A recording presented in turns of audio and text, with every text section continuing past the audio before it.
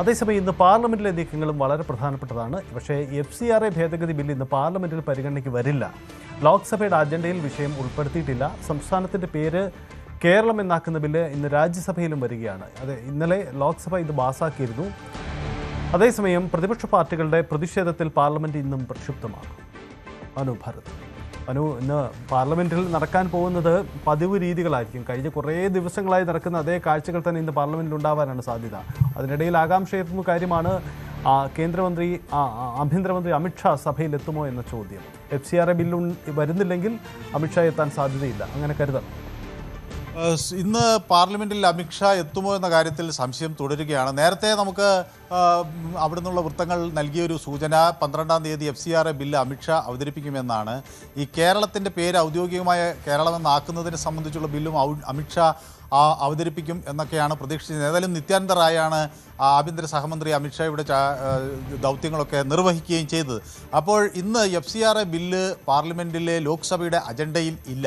സ്വാഭാവികമായും എല്ലാവരും പ്രതീക്ഷിച്ചത് ഇന്ന് അജണ്ടയിൽ കൊണ്ടുവരികയും അത് ചർച്ചയ്ക്കിടുകയും പിന്നീട് ജോയിൻറ്റ് പാർലമെൻ്ററി കമ്മിറ്റിയുടെ ശുപാർശയ്ക്ക് വിടുകയും ചെയ്യും എന്നാണ് വിചാരിച്ചിരുന്നത്. കാരണം വലിയ തോതിലുള്ള പ്രതിഷേധം പല കോണുകളിൽ നിന്ന് ഉയർന്നു നിന്നു. ക്രൈസ്തവ സംഘടനാ പ്രതിനിധികൾ അമിത്ഷായെ കണ്ടിരുന്നു. വടക്ക് കിഴക്കൻ സംസ്ഥാനത്തിലുള്ള ജനപ്രതിനിധികളും അവിടുത്തെ സംസ്ഥാനങ്ങളുടെ മുഖ്യമന്ത്രിമാരും ഒക്കെ ഈ ആശങ്ക ഉയർത്തിയിരുന്നു. ഏറ്റവും ഒടുവിൽ നാഗാലാൻഡ് മുഖ്യമന്ത്രി റിയോ ഇത് സംബന്ധിച്ചൊരു കത്ത് അമിത്ഷായ്ക്ക് അയക്കുകയും ഒക്കെ ചെയ്തിരുന്നു. അപ്പോൾ FCRA അവിടുത്തെ സന്നദ്ധ സംഘടനകളുടെ പ്രവർത്തനത്തെ താളം തെറ്റിക്കും എന്ന തരത്തിലുള്ളൊരു ആശങ്കയാണ് വടക്ക് കിഴക്കൻ മേഖലകളിൽ നിന്ന് വരുന്നത്.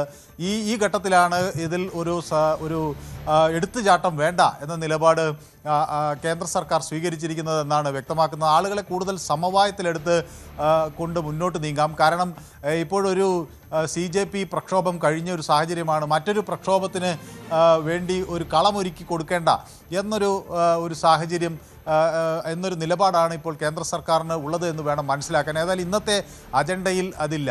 അതേസമയം പാർലമെൻറ്റിൽ ഇന്നും പ്രതിപക്ഷം ശക്തമായ പ്രതിഷേധം ഉയർത്തും എന്ന സൂചനകൾ തന്നെയാണ് ലഭിക്കുന്നത്. പാർലമെൻറ്റ് പ്രക്ഷുബ്ധമാവും എന്ന കാര്യത്തിൽ സംശയമില്ല. കഴിഞ്ഞ 20-ാം തീയതി തൊട്ട് ആരംഭിച്ച ഈ സമ്മേളനം ഇന്നുവരെ കാര്യക്ഷമമായി ഒന്നും നടപ്പിലാക്കാൻ കഴിഞ്ഞില്ല എന്ന ആരോപണവുമായി ഭരണപക്ഷവും രംഗത്തുണ്ട്. പാർലമെൻറ്റിൽ ചർച്ചകൾ നടക്കുന്നില്ല, ബില്ലുകൾ ശബ്ദ വോട്ടോടുകൂടി മാത്രം പാസ്സാകുന്ന ഒരു സാഹചര്യമാണ്. അവിടെ യാതൊരു തരത്തിലുള്ള സംവാദങ്ങളും നടക്കുന്നില്ല. പാർലമെൻറ്റ് എന്തിനാണോ പാർലമെൻറ്റിൻ്റെ ലക്ഷ്യം, ആ ലക്ഷ്യം നിറവേറ്റുന്നതിൽ പാർലമെൻറ്റിന് കഴിയുന്നില്ല എന്നൊക്കെ കഴിഞ്ഞ ദിവസം വികാരഭരിതനായിക്കൊണ്ട് തന്നെ ലോക്സഭയുടെ സ്പീക്കർ ഓം ബിർള പറയുകയൊക്കെ ചെയ്ത് നമ്മൾ കേട്ടതാണ്.